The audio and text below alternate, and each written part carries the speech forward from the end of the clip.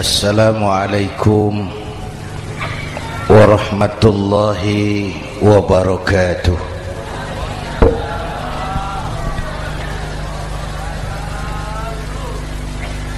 Alhamdulillahi wa kafa, wassalatu wassalamu ala sayyidina Muhammadin al-Mustafa wa ala alihi wa ashabihi ahli sidqi wal wafa, amma ba'd. Para ulama, para habaib, para masyayikh yang saya muliakan, yang terhormat Bapak Kapolres dan Bapak Dandim, Sahibul Bait, segenap keluarga besar Pondok Pesantren Raudhatul Muta'allimin Al-Aziziyah, bapak-bapak, ibu-ibu, hadirin hadirat ma'asyiral muslimin yang saya cintai. Saya bersyukur dapat menghadiri haflah Maulidin Nabiil Karim, dan saya bangga dan terharu dengan keberadaan Pondok Pesantren Raudhatul Muta'allimin Al-Aziziyah ini. Sekarang ini banyak orang bisa memberi contoh, tapi sedikit orang bisa menjadi contoh. Memberi contoh itu mudah, tapi menjadi contoh itu yang sulit. Oleh karena itu, pada kesempatan ini kita ingin mengambil contoh bagaimana Rasul melaksanakan perjuangan. Apa modal utamanya? Saya sampaikan 3 sajalah, mudah-mudahan selesai 10 menit. Yang pertama, modal utama perjuangan baginda Rasul adalah akhlakul karimah. Memperbaiki akhlak dengan akhlak. Oleh karena itu, surah Madu sudah selesai. Dari dan ke Madura jadi lebih mudah. Bahkan Madura akan jadi daerah industri. Tetapi yang kita ingin, Madura tetaplah Madura. Akhlak tidak boleh berubah. Zaman boleh berubah, akhlak tidak. Masa boleh berganti, tapi keyakinan tidak boleh mati. Nah, soalnya adalah kepada siapa kita harus berakhlak? Kita itu kan harus berakhlak kepada 2. Kita harus berakhlak pertama kepada Allah. Ini yang terpenting. 13 tahun Rasul berjuang di Mekah hanya memperbaiki akhlak kepada Allah, menanamkan tauhid, meluruskan akidah, membangun keyakinan. 13 tahun di Mekah itu, dengan perhitungan kalau fondasi kuat, bangunan aman. Kalau fondasi melenceng, bangunan bengkok. Kalau fondasi rapuh, bangunan runtuh. Bangunan bagaimana fondasinya? Orang hidup bagaimana imannya? Kekuasaan dan jabatan baru ada manfaatnya kalau dipegang tangan orang beriman. Kalau tidak, yang muncul Fir'aun. Harta baru terasa manfaatnya kalau dipegang tangan orang beriman. Itulah sebabnya bangsa kita ini bukan cuma perlu orang pintar, kita perlu orang benar. Bahkan di masyarakat lebih baik benar tidak terlalu pintar ketimbang pintar tapi tidak benar.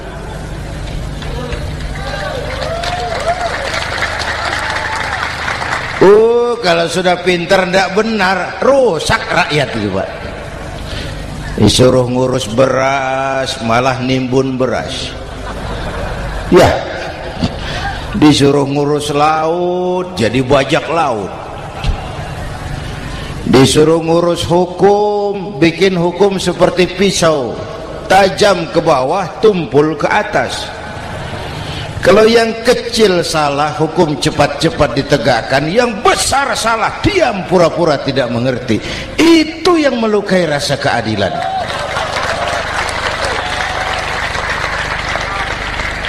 Mulai dari akhlak kepada Allah. Bagaimana cara berakhlak kepada Allah? Caranya dua. Pertama, jangan menyekutukannya dengan sesuatu pun. Yang kedua, jangan menyembah kecuali hanya kepadanya. Itu akhlak kepada Allah.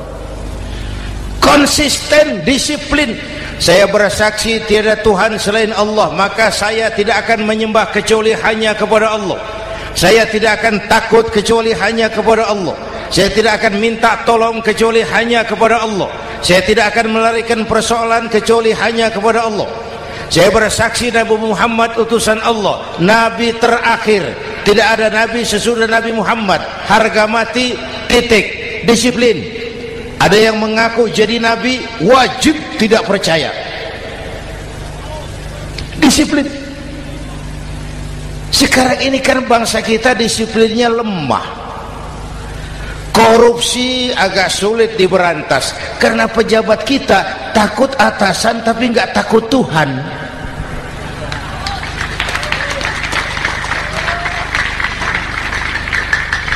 Itu sama dengan anak muda naik sepeda motor ngebut, lampu merah jalan terus, di stop sama polisi. Prit, iya Pak. Minggir, siap. SIM ada Pak. SNK ada Pak. Tahu kau lampunya merah? Tahu Pak. Kenapa lewat terus? Saya nggak tahu, ada Bapak. Itu disiplin kita.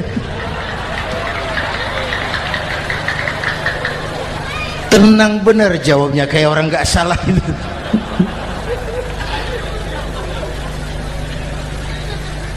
Iman. Apalagi belakangan ini saya sering bilang gini Pak, ini humor tapi agak tasawuf. Orang yang paling tenang hidupnya itu tukang parkir. Coba lihat tukang parkir, walaupun mobil banyak, mereknya bagus-bagus, tidak pernah sombong. Tenang. Nanti mobil pergi satu demi satu, habis sama sekali, dia tidak sedih. Tenang. Mobil banyak tidak sombong, mobil habis tidak sedih. Apa rahasianya? Ternyata, nih tasawufnya di sini. Tukang parkir tidak merasa memiliki, tapi merasa dititipi. Wah, itu. Siapa saja yang merasa memiliki, bersiaplah kehilangan, dan itu menyakitkan.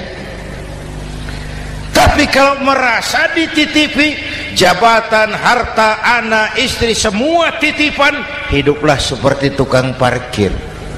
Pertama, titipan tidak boleh bikin kita sombong.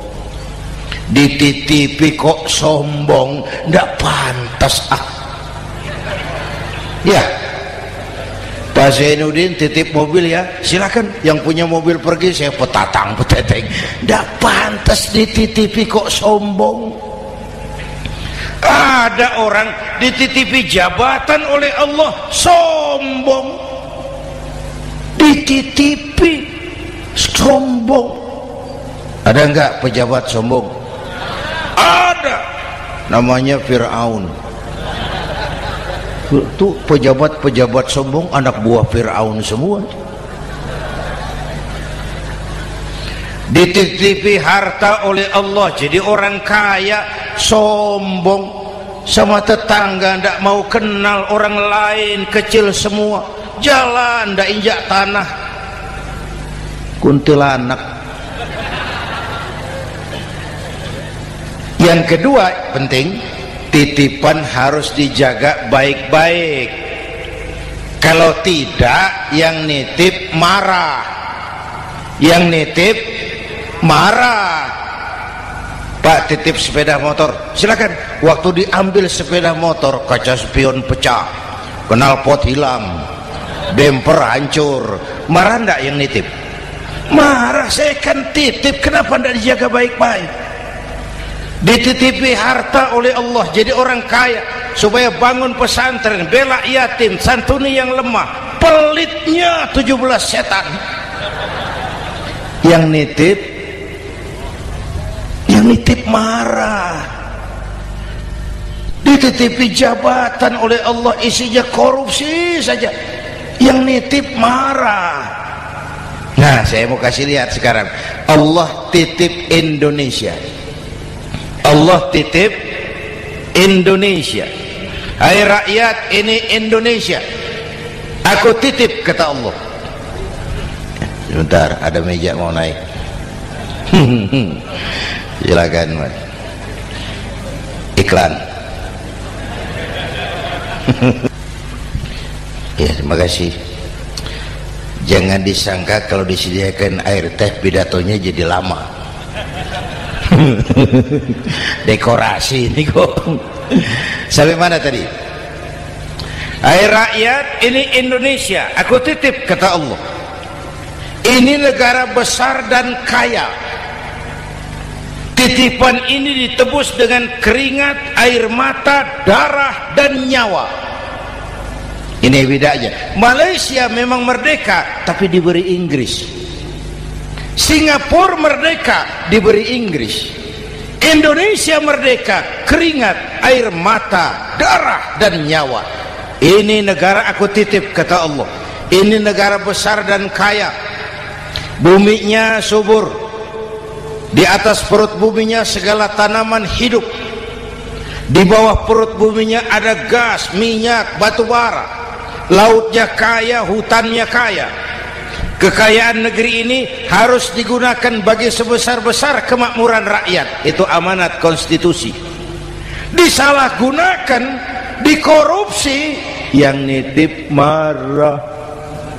Yang nitip marah. Kalau dia marah, dia suruh makhluknya yang lain negur. Siapa? Merapi, Bromo, anak Krakatau. Itu Merapi demo, Pak. Kalau kita rakyat demo, anak buahnya Pak Danres turun. Tapi kalau Merapi demo, siapa yang mau ngatasi? Mbah Marijan. Selesai. Sekarang Mbah Marijan sudah kumpul sama Mbah Surip di alam barzah. Dia sudah ketemu dia. Kata Mbah Surip, tenang Mbah Marijan, tak gendong. Aman sudah. Aman sudah. Saya mau bilang Merapi itu makhluk, Krakatau itu makhluk, Bromo itu makhluk. Tidak mungkin makhluk bergerak dengan sendirinya, pastilah ada yang menggerakkan. Maka baik-baiklah sama yang bikin angin supaya bertiupnya sesuai keperluan. Baik-baik dengan yang bikin air supaya datangnya sesuai kebutuhan. Baik-baik sama yang bikin gunung supaya meletusnya pelan-pelan.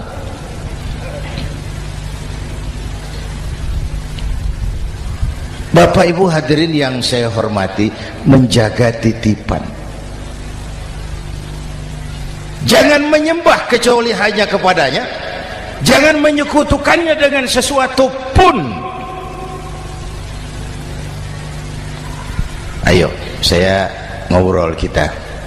Bapak Ibu hadirin yang hadir di sini ini, kita ini semua hamba Allah apa bukan? Hamba Allah. Kata siapa? Kata kita. Kalau kata kita namanya ngaku. Ngaku itu boleh dan murah. Apa diakui? Kita belum tahu. Ya, kan baru kata kita itu. Dan tidak otomatis kalau kita bilang saya ini hambamu ya Allah, lalu Allah jawab iya ya. Tidak, wong itu kan kata kita. Saya hamba Allah, kata saya. Berapa banyak orang perbuatannya, ucapannya berkata saya hamba Allah, perbuatannya menyatakan dia hamba setan, hamba nafsu, hamba dunia, budak jabatan. Tidak sesuai ucapan dengan perbuatan. Jadi hamba Allah itu enggak mudah, digojlok, diuji. Coba lihat, yang jelas diakui sebagai hamba itu baru satu yang kita peringati ini, baginda Nabi. Allah mengakui kapan? Waktu menceritakan Isra dan Mi'raj. Apa yang dipakai kalimat? Subhanallazi asra bi'abdih.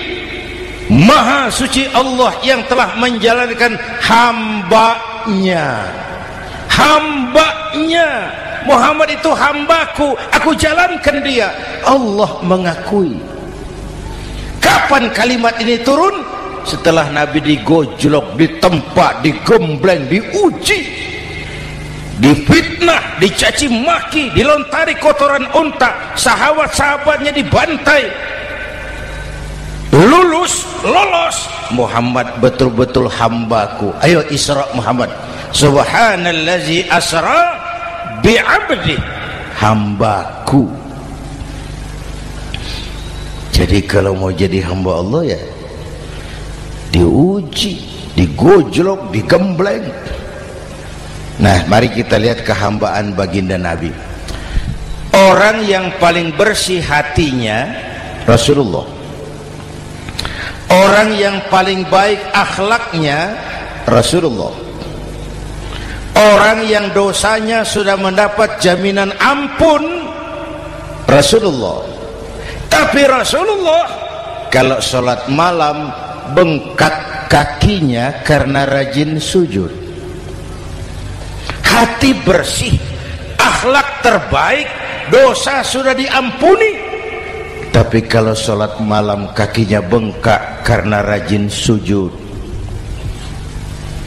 Saya tahu di sini juga banyak yang kakinya bengkak. Cuma urusannya apa, itu urusan masing-masing. Pada tingkat seperti itu Rasulullah, saya perlu Allah, saya perlu Allah, saya perlu Allah. Yang 100 tahun kita bangun selesai oleh gempa 3 menit. Ya, yang 100 tahun kita bangun ternyata selesai oleh gempa 3 menit. Kita perlu Allah, kita perlu Allah. Makanya musibah itu kan kalau menimpa orang baik-baik namanya ujian. Kalau menimpa orang setengah baik itu paru-paru yang bikin malaikat bingung. Sholat rajin, maksiat tekun, baca Quran mau, fitnah orang hobi, ngaji nyolong jalan terus. Untung di sini nggak ada yang begitu. Di Jakarta banyak. Di sini insya Allah sama. Jakarta. Orang separuh-separuh seperti itu kalau dapat musibah itu namanya teguran, bukan ujian. Kenapa ditegur? Lalai. Nah, kalau orang jahat dapat musibah itu namanya persekot. Uang muka tanda jadi. Kontannya nanti di akhirat. Kalau diuji bukan saja harus sabar, tapi harus lulus. Kalau ditegur, introspeksi, perbaiki yang kurang, kurangi yang memang berlebihan. Bertali-tali, bersambung-sambung musibah ini. Dan musibah kalau datang tidak pernah memilih, tidak pernah memilih. Bapak Ibu hadirin yang saya muliakan, jadi mari yang pertama jaga akhlak kita kepada Allah. Jangan menyekutukannya dengan sesuatu pun, jangan menyembah kecuali hanya kepadanya. Sekarang kan musim entertain, orang pandai membangun pencitraan, orang pinter bikin bungkusan. Sekarang ini kiai sama dukun tipis bedanya. Bener Pak, pemburu hantu pakai sorban, pakai gamis, nanti kiai pakai helm. Atribut sudah kacau sekarang ini, siapa pakai apa, siapa mau jadi apa, ndak jelas. Sementara masyarakat kita memang agak kutil, kurang teliti, cepat heran, gampang kagum.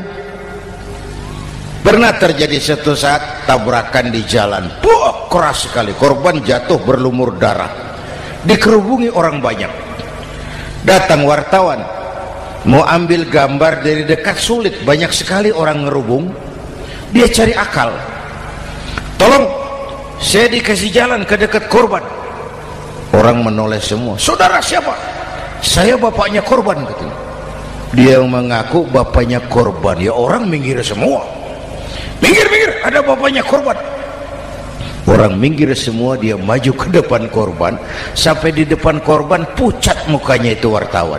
Kenapa? Yang ketabrak anak monyet, Pak. Dia sudah ngaku bapaknya korban.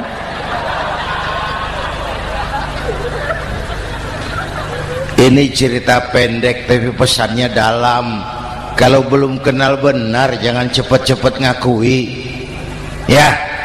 Ya, rakyat harus cerdas sekarang ini.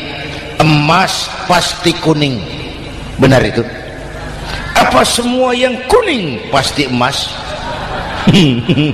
udah cerdas lah itu, udah cerdas lah itu.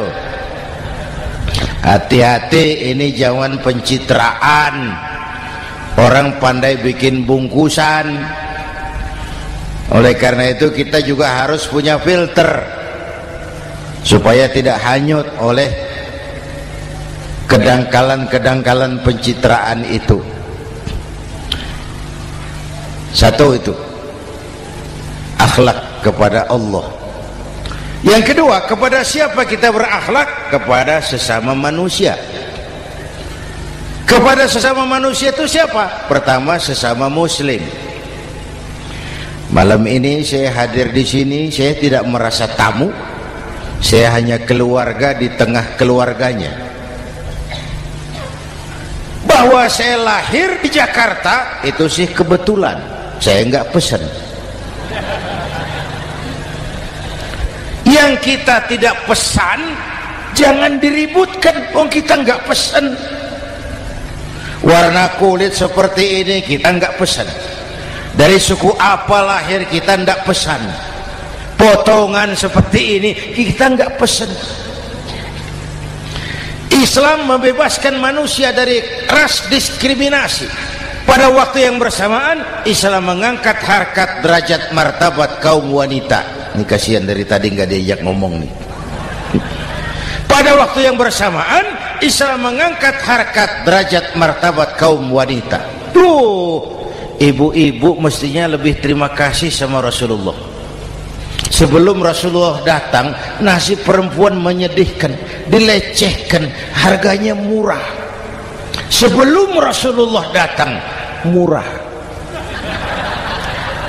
Sebelum Rasulullah datang,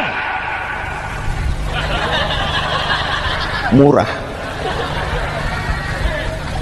Coba lihat wanita sebelum Islam, sedih, dilahirkan hanya untuk melahirkan, alat pemuas nafsu. Kalaupun berperan, peranannya cuma segitiga, dapur sumur kasur, kasur sumur dapur, putar-putar di situ saja. Nggak usah di Arab, dunia, di Jawa, raja-raja Jawa sebelum kenal Islam seenaknya ngumpuli perempuan kan, selirnya yang 30, 50. Sultan-sultan di Turki piara harem ratusan orang perempuan. Kaisar terakhir dinasti Ming Cina bangun istana 1000 kamar, istrinya 1000. Innalillahi wa inna. Itu saya coba pikir, raja kalau istrinya 1000, kapan pakai kolor itu raja?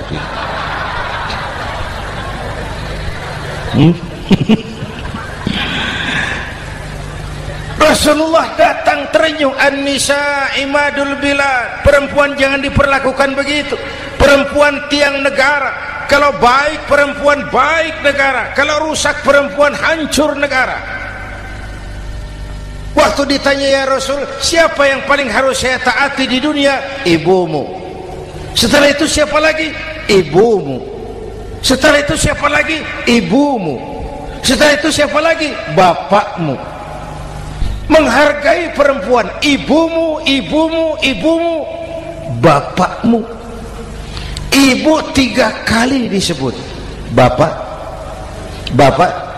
1 kali, ibu 3 kali, bapak 1 kali, ibu 3, bapak 1, 1 bapak. Gimana sih ngitungnya jadi kerok begini? Salah ngitungnya, salah.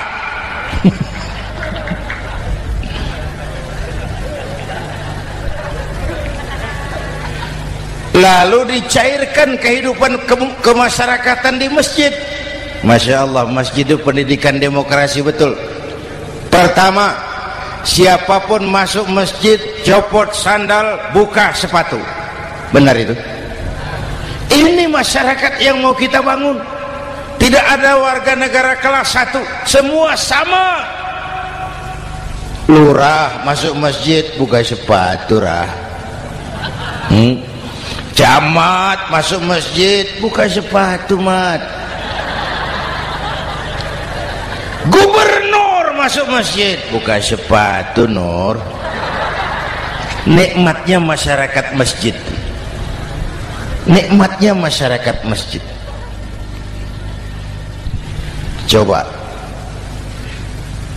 binatang saja harganya tidak sama toh. Sapi yang mahal yang gemuk, betul, karena harga sapi pada dagingnya. Makin gemuk sapi makin mahal harganya. Tapi ada burung perkutut lebih mahal dari sapi, padahal dagingnya sedikit, betul. Kenapa harganya lebih mahal dari sapi? Harga perkutut suaranya. Di mana harga manusia yang paling gemuk? Silahkan bersaing dengan sapi. Maaf.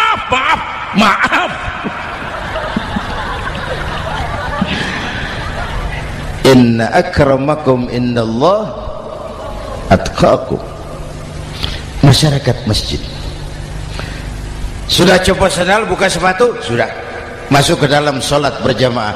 Kalau sudah ke dalam sholat berjamaah, tidak pernah kita usil dari mana orang datang, yang penting kemana dia menghadap. Itu masyarakat masjid. Dari mana kamu?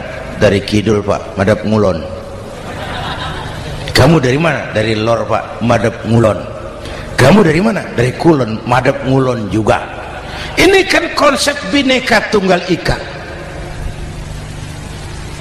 Dari manapun orang datang, apapun warna kulitnya, dari suku apapun ia dilahirkan, kalau akidahnya sama, itu saudara kita. Lalu sholat berjamaah. Apa itu? Hidup bermasyarakat, berbangsa dan bernegara. Harus ada imam, harus ada makmum. Kenapa? Ini saya harus agak hati-hati ya, pakai sarung angin ini. Apa tadi ngomong apa saya? Sholat berjamaah, bermasyarakat, berbangsa dan bernegara. Ada imam, ada makmum. Siapa makmum? Kita ini rakyat. Siapa imam? Para pemimpin negara. Apa bedanya? Imam harus dipilih. Makmum nggak usah. Coba baca kitab fikih yang setebal apapun, nggak ada bab pemilihan makmum. Nggak usah, makmum nggak usah dipilih. Orang buta boleh jadi makmum, orang bisu boleh jadi makmum, tukang mabuk boleh jadi makmum, tapi tidak tiap orang boleh jadi imam. Imam harus dipilih. Siapa yang jadi imam? Pertama, a'lamuhum, orang yang paling alim di kampungmu angkat jadi imam. Yang paling alim, bukan yang paling tua. Yang paling alim, tahu urusan, punya konsep, punya visi dan misi, mengerti negara ini mesti dibawa kemana, jalan keluarnya apa, angkat jadi imam. Pak, ada dua orang Pak, alimnya sama, yang mana yang dipilih? Kalau ada dua orang alimnya sama, kata Nabi, afsahuhum, yang lebih fasih lidahnya. Apa artinya fasih? Nyambung sama rakyat, tahu apa yang dimaui rakyat, nyambung. Tidak sah orang fasih bermakmum kepada imam cedal.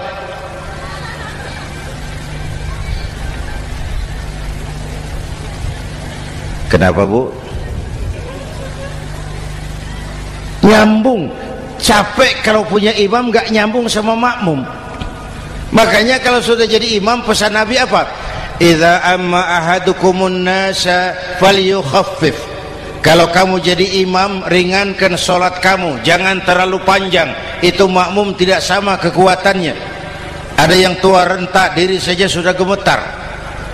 Ada makmum yang punya darah tinggi, kalau sujud lama kepalanya sakit. Ada makmum yang sudah janji habis sholat mau terima uang. Jangan kalau sudah jadi imam di kota, sholat isya berjamaah, rakaat pertama selesai Fatihah, Yasin, bubar makmum itu. Jadi imam jangan terlalu lama, kayak Husni Mubarak tuh, kelamaan jadi imam, 30 tahun, rakyat capek.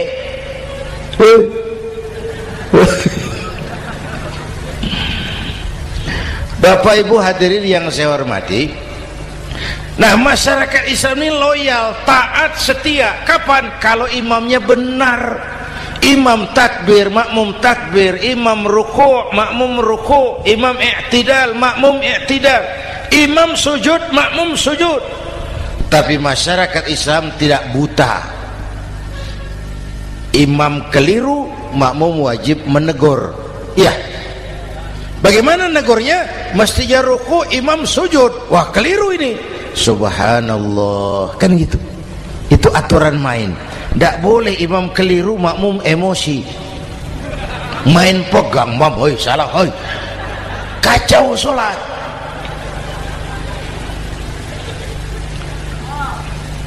Imam buang angin, apa makmum lalu berkata, demi kesetiaan saya kepada imam, imam buang angin, saya lebih keras lagi. Goblok.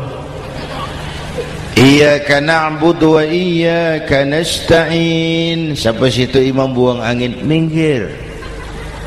Tidak usah ribut. Yang di belakang satu orang maju ke depan, lanjutkan pekerjaan imam. Yang penting imam tahu diri, buang angin, minggir. Ini negara rusak karena imam sudah buang angin. Tenang aja, kayak orang nggak salah gitu loh.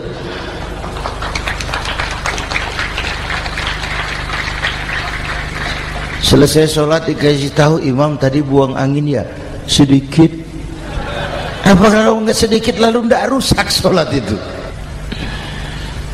Nah, dalam berjaga akhlak kepada sesama, ayo kita jaga kesatuan, persatuan, kerukunan, kekompakan.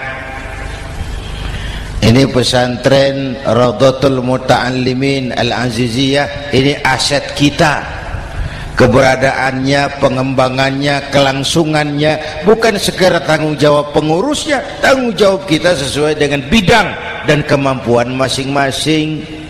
Yang punya jabatan bantu dengan wewenangnya, yang punya harta bantu dengan uangnya, yang punya tenaga bantu dengan tenaganya, yang bisa doa bantu dengan doanya, yang tidak bisa apa-apa bantu dengan diam. Diam saja lumayan loh itu membantu. Bapak Ibu hadirin yang saya hormati, saya ingat almarhum Panglima Besar Sudirman pernah bilang, kamu itu kalau mau menang harus kuat, kalau mau kuat harus bersatu, kalau mau bersatu hidupkan semangat silaturahmi.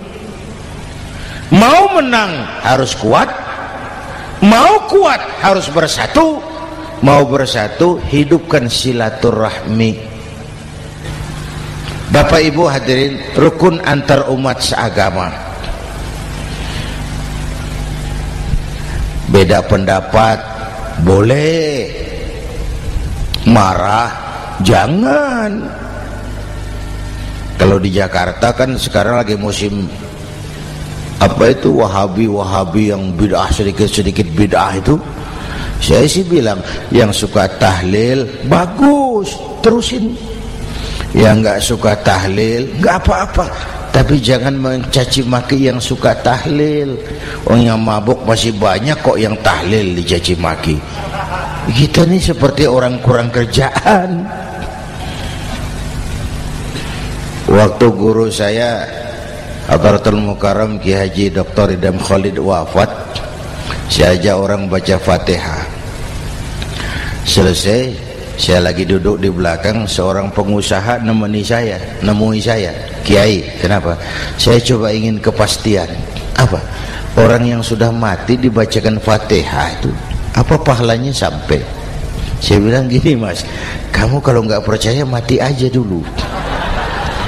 Saya bacain Fatihah, tunggu di sono.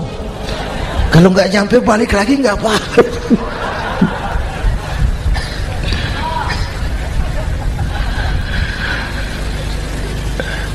Depan rumah saya itu ada masjid, Pak, pakai beduk seperti itu. Ada teman saya, Kiai, pakai beduk masjidnya. Iya pakai. Kan Rasulullah enggak pakai. Enggak memang.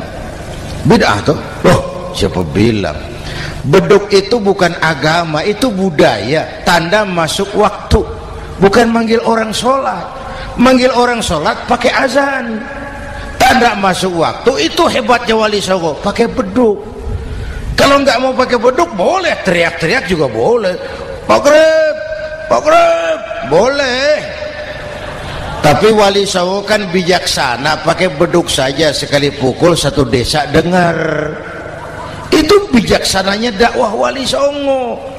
Kalau beduk dianggap bid'ah, miskin kita. Itu budaya. Seperti sepeda motor, itu budaya. Kalau nggak mau pakai beduk boleh, teriak-teriak juga boleh. Maghrib, boleh. Tapi Wali Songo kan bijaksana, pakai beduk saja sekali pukul satu desa dengar. Itu bijaksananya dakwah Wali Songo. Kalau beduk dianggap bid'ah, miskin kita. Itu budaya.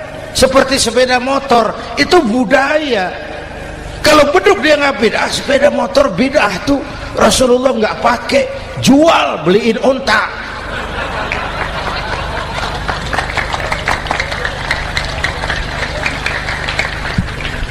Ayo cari persamaan, jangan memperbesar perbedaan. Hormati pendapat orang kalau pendapat kita juga ingin dihormati.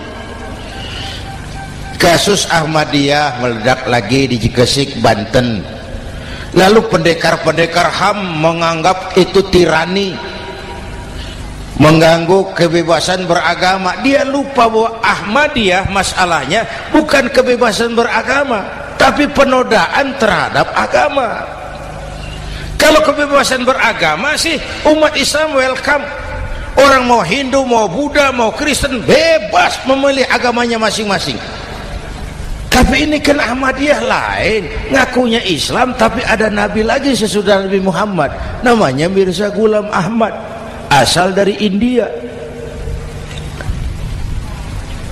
Saudara hadirin yang saya hormati, ini yang prinsip penodaan terhadap agama. Kalau nggak ngaku Islam nggak masalah. Supaya mau aman caranya cuma dua, Ahmadiyah jadi agama sendiri, karena Malaysia sudah melarang, Brunei sudah, Rabitoh Alam Islami menyatakan aliran sesat, Saudi Arabia melarang pengikut Ahmadiyah pergi bikin haji, dia dianggap non muslim. Cuma memang pemerintah kita nggak tegas. Kalau dari dulu dinyatakan dilarang, nggak akan ada lagi kasus-kasus seperti itu.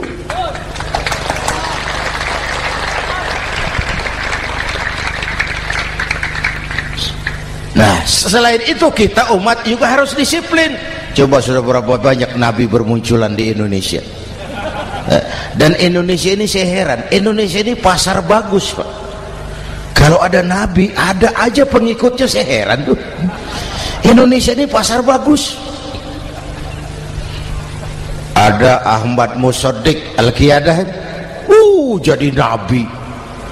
Konsultan bulu tangkis jadi nabi. Dapat wahyunya di Bogor,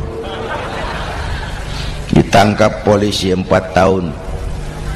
Muncul lagi di Bandung, namanya Sayuti, tukang cukur, ngaku dapat wahyu jadi nabi, ditangkap polisi lagi 2 tahun.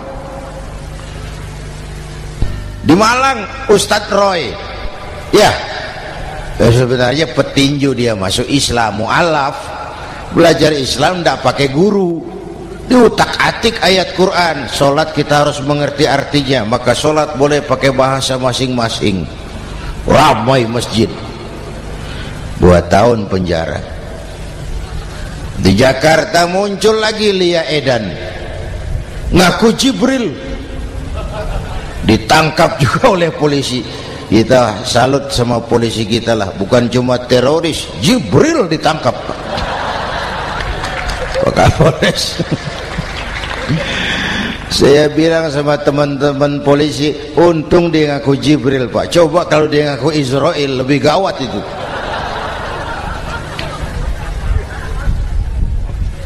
Yang parah, antara Cirebon Losari, dia perbatasan Jawa Tengah Jawa Barat, pernah muncul agama baru namanya agama Jasun, agama Jawa Sunda, agama Jasun Jawa Sunda. Yang jadi nabi Tugimin. La haula wala quwata. Saya bilang ini jangan jadi nabi, jadi kiai juga nggak angker ini. Al-Mukarram Bapak Kiai Tugimin, nggak enak. Yang lebih ndak enak selawatannya loh itu. Kalau kita kan tadi nikmat tuh, ya Habibi ya Muhammad, nikmat rasanya itu. Coba ganti sama yang tadi, wah enggak, ya Habibi ya Tugimin, enggak enak itu, Pak. Jadi umat Islam itu sangat menghormati orang lain agama. Soal agama orang lain, lakum dinukum, awas hati-hati kalimatnya. Kita menghormati orang lain agama. Soal agama orang lain, lakum dinukum. Kita memang yakin cuma Islam agama yang benar, tapi bukan berarti kita boleh menghina agama orang lain. Kenapa? Kalau agama kita yang dihina, kita kan sakit hati. Orang lain sama dong. Itu sebabnya Allah berpesan, jangan kau caci maki Tuhan mereka, karena mereka akan balas mencaci maki Tuhanmu. Dan itu artinya mencaci maki aku, kata Allah. Jelas ini? Jelas? Justru karena umat Islam mayoritas di Indonesia, maka kerukunan antar umat beragama terjaga dengan baik. Oh, kalau umat Islam mau main kasar, mau main kayu, mau main keras, umat Islam ini 85%, yang lain pasti selesai. Saya jamin selesai. Tapi kan tidak. Kita sadar betul ini negara Pancasila. Kita sadar betul bahwa kita harus menghargai orang lain agama, menjaga kerukunan, rukun antar umat beragama. Yang ketiga, rukun antar umat beragama dengan pemerintah. Dulu kiai saya bilang, sultanun zulum khairum min fitnatin tadum. Pemerintah yang jelek pun sebenarnya masih lebih lumayan ketimbang tidak ada pemerintahan. Kalau itu ukurannya. Coba umpama nanti Pak SBY sudah terlalu pusing, lalu pengumuman jam 000, seluruh rakyat Republik Indonesia saya umumkan mulai malam ini tepat jam 000 pemerintah bubar. Ayo bayangkan seperti apa kita tanpa pemerintah. Hukum rimba, yang kuat menekan yang lemah, yang kaya merampok yang miskin. Rumah saudara dirampok, lapor ke polisi, kata Kapolres, maaf polisi baru bubar. Hak asasi diinjak-injak, lapor ke pengadilan, pengadilan bubar. Masih ada pemerintah saja yang kuat suka menekan yang lemah, apalagi kalau tidak ada pemerintah. Karena itu ulama dan umara dua pilar utama. Kalau kuat keduanya, kuatlah masyarakat. Kalau rapuh keduanya, maka rapuhlah juga masyarakat. Bapak Ibu hadirin yang saya hormati, ini yang kedua, kita harus berakhlak kepada sesama. Yang ketiga, kepada siapa kita harus berakhlak? Kenapa? Iya, saya cuma lihat jam. Yang ketiga, kepada siapa kita harus berakhlak? Kita ini harus berakhlak kepada makhluk Allah yang lain di luar manusia. Kepada air kita harus berakhlak loh Pak. Saya dulu remaja ngaji fikih, kiai ngajar makruh buang air kecil di tanah yang berlubang. Saya protes, kenapa makruh kiai? Pertama, untuk kesehatan. Siapa tahu di lubang yang kau kencingi ada gas beracun. Kalau tidak kiai, kalau tidak maka artinya kau harus melindungi binatang yang ada di dalam lubang. Siapa tahu di lubang yang kamu kencingi ada semut sedang rapat membahas masalah Mesir. Apa dosanya lalu mati dikencingi? Ini namanya rahmatan li semut. Bapak Ibu hadirin yang saya hormati, ada hadis sederhana, fa iza zabahtum fa ahsinu zibhata. Kalau kamu menyembelih hewan, sembelihlah dengan cara yang terbaik. Jangan nyembelih ayam pakai pisau tumpul, itu namanya tidak berperi kebinatangan. Kepada ayam kita berakhlak, kepada pohon kita berakhlak, kepada air kita berakhlak. Kenapa sekarang alam tidak seramah dulu? Karena kita juga tidak ramah kepada alam. Kenapa sering terjadi banjir? Karena tempat air kita kurangi. Dia bingung mau kemana. Air nggak punya tempat. Akhirnya masuk ke rumah kita juga. Masuk dalam zoharul fasadu bil barri wal bahri bima kasabat aydin nas. Karena kita tidak berakhlak kepada lingkungan. Bapak Ibu hadirin yang saya hormati, jadi itu yang pertama, modal utama perjuangannya akhlakul karimah. Mau sukses, utamakan akhlak. Industrialisasi boleh terjadi di Madura, jalan berhotmik licin, oke, listrik masuk desa, alhamdulillah, tapi akhlak jangan berubah, akidah jangan goyah.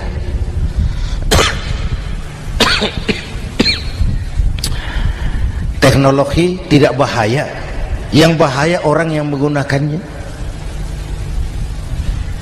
Wayang itu yang namanya cepot itu bisa selawat badar kalau yang megang Anom Suroto. Cepot bisa selawat badar kalau yang megang Anom Suroto. Wayang bagaimana dalangnya, teknologi bagaimana orang yang menggunakannya. Satu. Yang kedua, yang kita contoh dari baginda Rasul, beliau itu sejak kecil tidak dimanjakan, Pak. Lahir ke dunia tidak sempat melihat wajah bapak. Umur 6 tahun ditinggal ibu. Umur 9 tahun ngembala kambing, berniaga ke Syam. Syam itu Syria sekarang. Umur 9 tahun bisnis lintas negara dari Saudi ke Syria. Remaja tidak dimanjakan, kerja keras, peras keringat, banting tulang, tidak ada pekerjaan halal yang hina. Lahir pribadi yang tegar, mental yang tahan banting, manusia yang tidak cengeng karena sejak kecil ditempa oleh kesulitan. Jadi gini, orang itu kalau biasa susah, ketemu susah, tidak kaget, Pak. Mentalnya kuat. Saya santri biasa makan kangkung, datang ke rumah teman dikasih kangkung, loh makanan saya ini, dikasih daging ayam, nambah. Orang tuh kalau biasa susah enak. Saya santri biasa tidur di masjid, disuruh nginep di hotel, pules, Pak. Tapi yang biasa tidur di hotel suruh nginep di masjid, encok. Hidup ini perjuangan. Mau sukses harus berani susah. Jangan seperti dulu nih cerita santri. Ada santri beternak lebah, ambil madunya itu. Satu hari dia mau periksa sarang lebah, naik ke pohon pakai tangga, pakai sarung biasanya santri. Dia lupa tidak pakai celana dalam. Naik pohon periksa, entah bagaimana terpegang sarang lebah itu, berhamburan lebahnya keluar. Salah satu masuk ke sarungnya, tergigitlah Al-Mukarramnya itu. Dia menjerit, aduh, jatuh berguling ke bawah. Sudah lama jatuh, dia buka sarungnya, dia lihat bengkak. Karena bengkak kan jadi besar, senang juga dia. Dia berdoa, ya Allah, hilangkan sakitnya, biarlah bengkaknya. Ini kan, ini doa orang nggak konsekuen. Bengkak dan sakit itu paket. Mau bengkak ya harus berani sakit. Masa sakitnya bengkaknya mau, sakitnya nggak mau. Itu satu itu. Yang kedua, kita ini sering kalau punya cita-cita sering seperti rapat tikus. Satu hari sekelompok tikus rapat paripurna tikus untuk mengantisipasi bahaya kucing. Bagaimana supaya kucing itu jangan lagi mengganggu kita. Akhirnya ada yang mengusulkan begini, bagaimana kalau di leher kucing kita gantungkan lonceng, supaya kalau dia datang dari jauh suaranya sudah kedengaran dan kita bisa lari menyelamatkan diri. Wah, cerdas dia. Setuju, setuju semua. Setuju, setuju, setuju. Bagus. Nah, oke. Waktu pembicaraan dilanjutkan, tikus mana yang mau menggantungkan lonceng ke leher kucing? Rapat bubar. Setuju, akur. Iya, iya. Waktu kerja selesai. Bapak Ibu hadirin yang saya hormati, terutama anak-anak saya, para santri, remaja, pemuda. Hidup ini persaingan. Bapakmu tamat SD, nak, kau sarjana. Bapakmu cuma jadi RT, nak, kau camat. Bapakmu tukang tambal ban, kau harus punya pabrik ban. Anak saya pertama dulu saya titip mondok di Tebu Ireng. Tahun pertama pulang saya kontrol, sini kau, apa hasilmu setahun di pesantren? Dia sodorkan saya sebuah piagam penghargaan juara lomba pidato di pondoknya. Saya heran, ini anak di rumah jarang ngomong, kok bisa jadi juara pidato? Saya tanya, kamu bisa pidato, apa yang dipidatoin? Dia bilang, kan kaset ayah dihafalin gitu. Ya saya ketawa juga, waktu itu dia masih anak-anak. Baiklah, tapi apa cita-citamu? Saya kepengen seperti ayah. Wah, kau ini salah. Kalau aku ayahmu di matamu menurutmu hebat, mestinya kau 10, 100, 1000 kali lebih hebat dari orang-orang yang kau anggap hebat. Karena tantanganmu akan lebih berat dari tantangan yang aku hadapi sekarang. Kalau kau sama dengan aku, kau ditinggalkan zaman karena kau tidak mampu menjawab tantangan zamanmu. Bapak Ibu hadirin yang saya hormati, persaingan tajam, tantangan makin berat. Oleh karena itu diperlukan semangat yang dicontohkan Nabi. Kerja keras, peras keringat, banting tulang. Tidak ada pekerjaan halal yang hina. Sejak kecil ditempa oleh kesulitan. Asal jangan seperti saya tadi ngobrol sama teman-teman, sekarang ini di negara kita banyak politisi miskin negarawan. Pejabat-pejabat kadang-kadang kalau ngelihat rakyat tuh komentarnya nggak berpihak kepada rakyat. Saya ingat waktu Mentawai dihantam gempa, Nias hancur, infrastruktur hancur, rumah rakyat luluh lantak. Ketua DPR Pak Marzuki Ali bilang, bagaimana itu rakyat? Ya itu resikonya punya rumah di pinggir laut. Waduh, ini bukan komentar pemimpin, rakyat lagi susah kok dibilang kayak gitu. Saya prihatin dengan ucapan kayak gitu. Waktu cabai 100.000, di sini berapa sekarang? Sama ya. Waktu cabai mahal, ada pejabat bilang, rakyat suruh nanam cabai aja di halaman rumahnya. Ini kan gak solutif dan gak cerdas. Cabai naik, rakyat suruh nanam cabai. Nanti beras naik, rakyat suruh nanam padi. Yang saya khawatir kalau telur mahal, apa rakyat suruh betelur gitu? Ini kan gak cerdas dan gak solutif.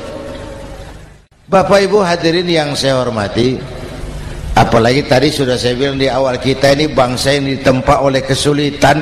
Mau merdeka saja dengan keringat, air mata, darah dan nyawa. Kita tidak boleh cengeng menghadapi kesulitan ini. Tegar, tahan uji, tahan banting, dan seterusnya. Itu hal yang kedua. Yang ketiga, terakhir, Rasulullah itu sosok yang ibadahnya luar biasa. Tadi sudah saya jelaskan sebagian. Ibadahnya luar biasa. Ayo kita bantu keamanan negeri kita ini. Dengan apa? Istighfar. Wa ma kana Allahu mu'adzibahum wa hum yastaghfirun. Allah tidak akan turunkan bencana selagi di tengah mereka masih banyak orang-orang yang istighfar. Rasulullah yang dosanya sudah diampuni sehari 100 kali istighfar. Ayo kita ngobrol ini. Pak,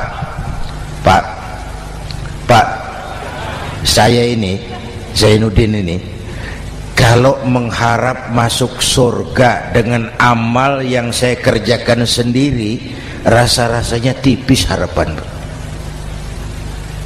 Bener. Sholat saya berapa banyak saya tahu. Sedekah saya berapa duit saya tahu. Dosa saya berapa banyak saya tahu. Lalu saya baca sejarah.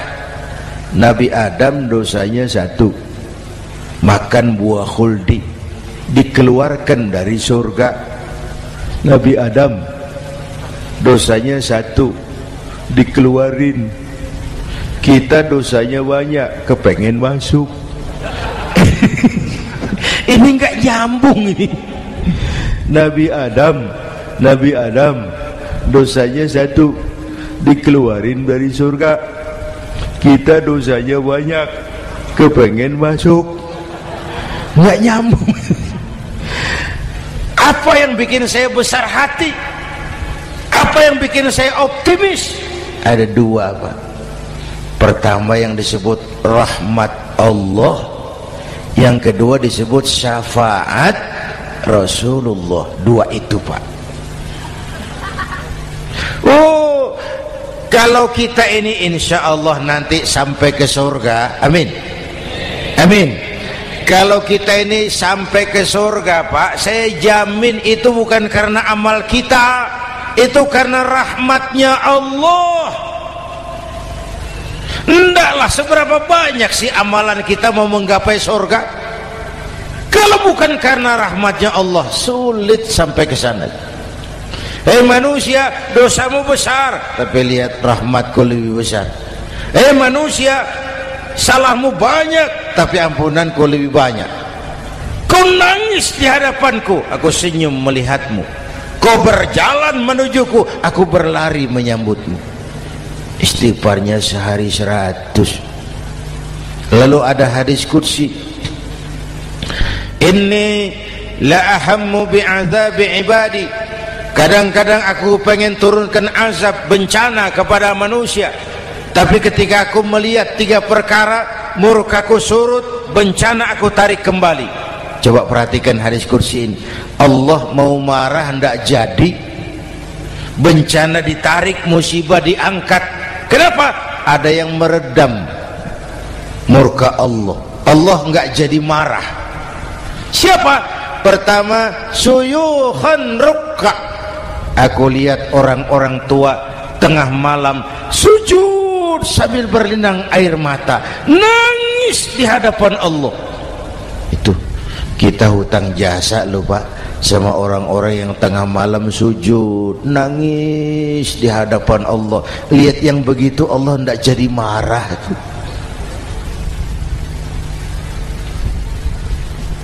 Saya tahu ini bapak-bapak ini, ibu-ibu kan suaminya sering bangun tengah malam ya, Bu.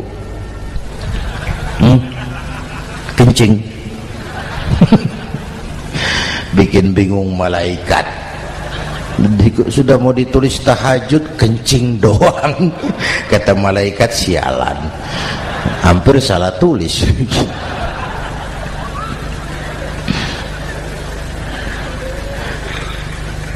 Aku lihat orang tua tengah malam sujud sambil berlinang air mata. Lalu aku lihat bayi-bayi tanpa dosa masih menyusu, sibyanan rudda.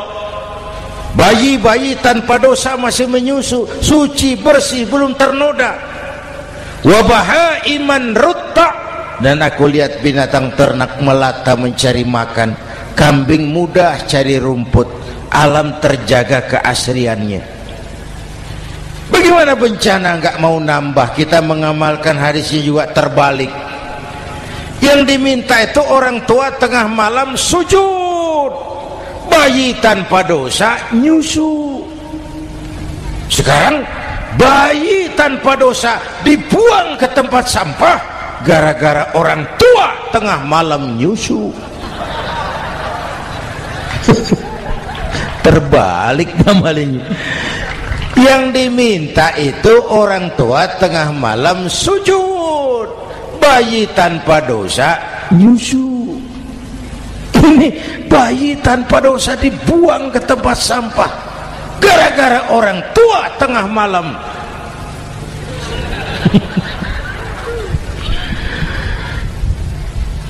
Bapak Ibu hadirin yang saya hormati, rahmat Allah kita perlu. Yang kedua, syafaat Rasulullah. Mari saya cerita syafaat sedikit. Ini sudah jam 00:05 ya. Ini kalau hitungan Indonesia ini sudah ganti hari, Pak. Jadi inilah ceramah terpanjang di dunia. Bayangkan saya pidato dari hari Selasa sampai hari Rabu.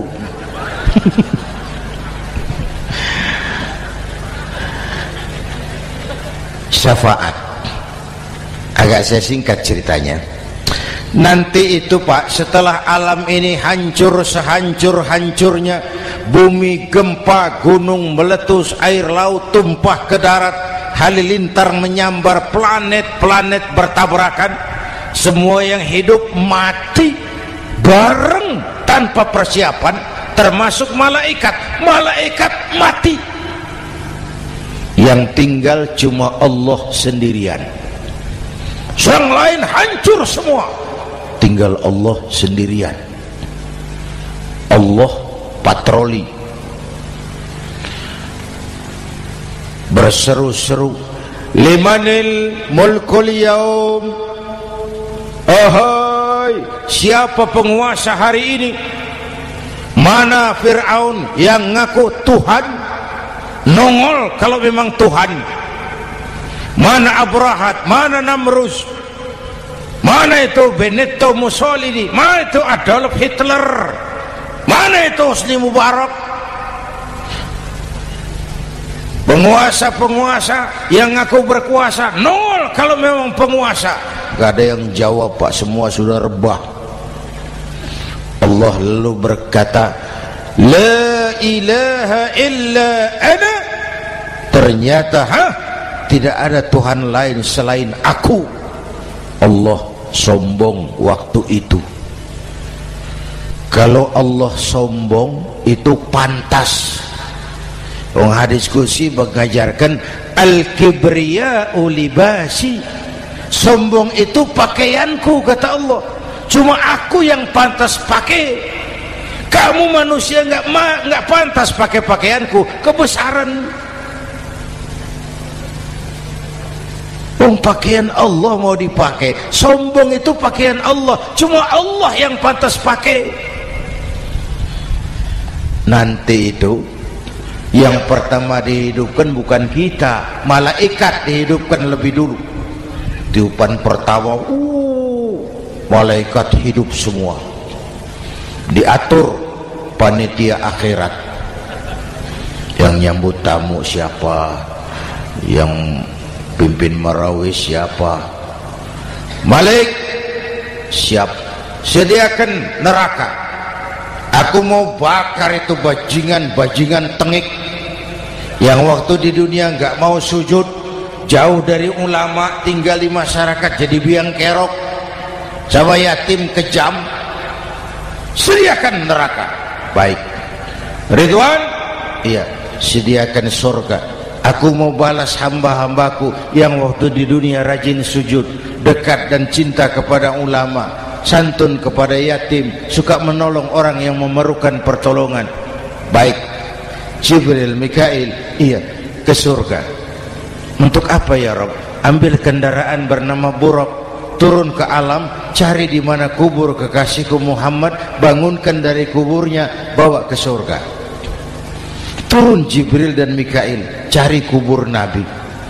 Wong alam sudah hancur-hancuran, jangan cari kuburan, cari bangkalan aja nggak ketemu. Bingung dua-dua. Jibril, sebelah mana kubur Nabi? Nggak tahu Mikail. Lalu dua-duanya sujud mohon pertolongan Allah. Dengan izin Allah terbuka kubur Nabi. Allahumma sholli alaihi wa ala alihi. Bangun dari tidur seperti orang bangun dari kubur seperti orang bangun tidur. Nabi mengusap mata, menoleh ke kanan Jibril, menoleh ke kiri Mikail. Lalu tanya, ayu yaumin hadza ya Jibril? Ini hari apa Jibril? Ini hari apa? Hadza ma wa'ada ar-Rahman. Ini hari yang dijanjikan Allah Muhammad. Ini kiamat. Kiamat Jibril? Kiamat. Jibril, kalau memang ini hari kiamat, aina ummati? Umat saya mana Jibril? Umat saya mana? Allah Karim. Belum pernah saya lihat di dunia ada satu pemimpin yang begini besar cintanya kepada umatnya seperti baginda Rasul. Dari dunia sampai akhirat beliau cinta kita. Dari dunia sampai akhirat beliau bela kita. Bangun dari kubur, tahu hari sudah kiamat, yang pertama ditanya, aina ummati? Umat saya mana Jibril? Kita yang ditanya. Kalau saya yang pertama dibangkitkan dari kubur, lain pertanyaannya. Ini hari apa Jibril? Kiamat Zainuddin. Oh, bini saya mana Jibril?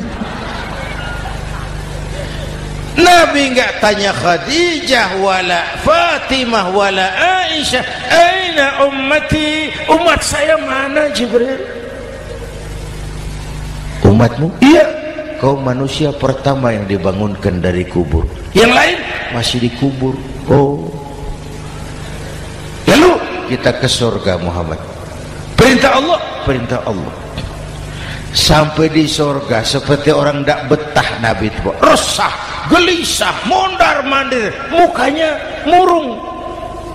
Yang punya surga kan negur, Muhammad, labbaik ya Rabb. Tidak enak di surga ya? Enak. Kok kamu seperti orang gak kerasan gitu loh, resah, gelisah. Kenapa? Saya teringat umat saya ya Allah. Umat saya bagaimana nasibnya? Iya, saya sudah enak di DPR. Salah. Saya sudah enak di surga. Gaji cukup, kursi empuk, dapat mobil dinas. Ya, umat saya yang waktu kampanye kepanasan itu gimana nasibnya itu?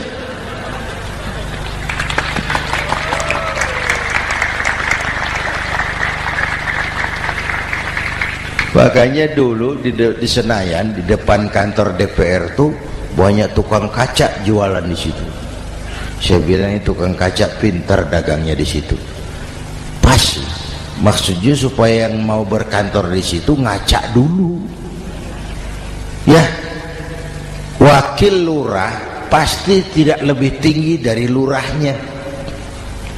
Wakil camat tidak lebih tinggi dari camatnya.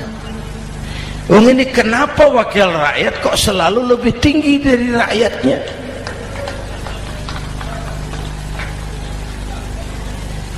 Kan yang memberikan mandat kita rakyat. Kemerdekaan bertujuan mengantarkan rakyat ke gerbang kesejahteraan. Lalu rakyat mempercayai tugas itu kepada pemerintah dan wakilnya di DPR. Saya percayakan kamu mengantarkan rakyat ke gerbang kesejahteraan. Itu amanat Undang-Undang Dasar. Biasanya yang diantarkan sampainya lebih dulu biasanya. Yang diantar sampai lebih dulu, yang mengantar nyusul, namanya ngantar belakangan. Ini lebih cepat wakil rakyatnya makmur daripada rakyatnya. Yang mau ngantar makmurnya lebih dulu dari yang mau diantar. Yang diantar kelelerahan di jalanan, yang mengantar udah sampai. Jadi bagaimana Muhammad? Saya minta izin mau keluar, tengok saya punya umat. Oke, saya potong ceritanya. Saat manusia dibangkitkan dari kuburnya masing-masing, Masya Allah, Masya Allah, saya nggak sanggup bayangkan jumlah manusia yang hidup di muka bumi sekarang kan 6 miliar. Cina berdua, India 2,5 miliar. Cina 1,5 miliar, India 1 miliar rakyatnya. Berdua sudah 2,5 miliar. Itu kalau kencing bareng banjir besar. Bayangkan manusia dari awal sampai akhir berapa puluh miliar kumpul di padang mahsyar. Subhanallah. Sibuk, panik, bingung mau disidang di hadapan Allah. Sebagian kumpul di pojokan berunding, kita mau disidangi. Terus ayolah kita cari bantuan. Kemana? Adnan Buyung. Begini kita ini kan anak cucu Nabi Adam, pantas dong kita minta tolong sama beliau. Yuk, setuju berangkat cari Nabi Adam. Ya Adam, anta abal bashar. Adam, tuan datuknya manusia, kami cucu kamu, anak turunan kamu mau disidang, tolong kami Adam, tolong. Kata Nabi Adam, Quraisy mas, rombongan Jawa udah aku naik mumet lagi sama Nabi Nuh saja. Nuh bilang tidak bisa, saya juga punya masalah, pernah minta obat ditenggelamkan. Ibrahim barangkali. Semua Nabi hand up, angkat tangan. Dikala itu yauma la yanfa'u malun wala banun, di mana harta tidak ada lagi artinya, anak-anak tak jadi beban, tiap orang sibuk dengan urusannya sendiri-sendiri. Saat itu ada satu pemimpin, Allahumma sholli alaihi wa ala alihi, diizinkan Allah. Dikala semua nabi yang lain angkat tangan hand up, beliau malah ummati ana laha, ta'ali ummati, ta'ali ummati, umatku sini, umatku sini. Beliau memanggil-manggil umatnya. Yang bagaimana yang dipanggil? Ada hadis, inna ummati ya'tuna yaumal qiyamah ghurran muhajjalin min atharil wudu. Umatku besok di akhirat datang menghadap Allah dengan muka bersinar-sinar karena sering wudu. Sering wudu kan sering sujud. Masa cuma wudu tapi enggak sujud? Itu nanti enggak usah mengaku Rasul yang panggil, sini umatku. Tapi kalau muka enggak pernah wudu, enggak pernah sujud, merangkak di depan Nabi, saya umatmu ya Rasul. Kata Nabi, umat saya enggak ada yang kumbal gini. Dikala itu beliau berkenan memberikan syafaat. Syafaat itu saudara-saudara, saya pakai sarung, sobek sedikit, syafaat itu nambeli itu loh. Salat saya kurang sedikit, sedekah saya campur riak sedikit, puasa saya tidak ikhlas sedikit, ditutup dengan syafaat. Saya mau dagang, perlu modal 20 juta, saya punya uang 15 juta, yang 5 juta syafaat. Jadi harus ada modal. Kalau sholat tidak pernah, sedekah tidak pernah, lalu syafaatnya dari mana? Yang dapat tambelan itu yang punya sarung bolong, punya sarung sobek, ditambal dengan syafaat. Lah kalau tidak ada sarung, apa yang mau ditambal? Ya. Nah, mudah-mudahan kita semua mendapat rahmat Allah dan mendapat syafaatnya Rasulullah Sallallahu Alaihi Wasallam.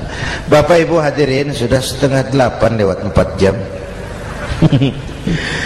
Saya pun kangen, tapi hari sudah larut. Insya Allah lain kesempatan kita jumpa lagi. Terima kasih kepada Al-Mukarramun, para ulama, para habaib, pengasuh pesantren Raudhatul Muta'allimin Al-Aziziyah, dan semua yang hadir. Mudah-mudahan yang saya sampaikan ada manfaatnya.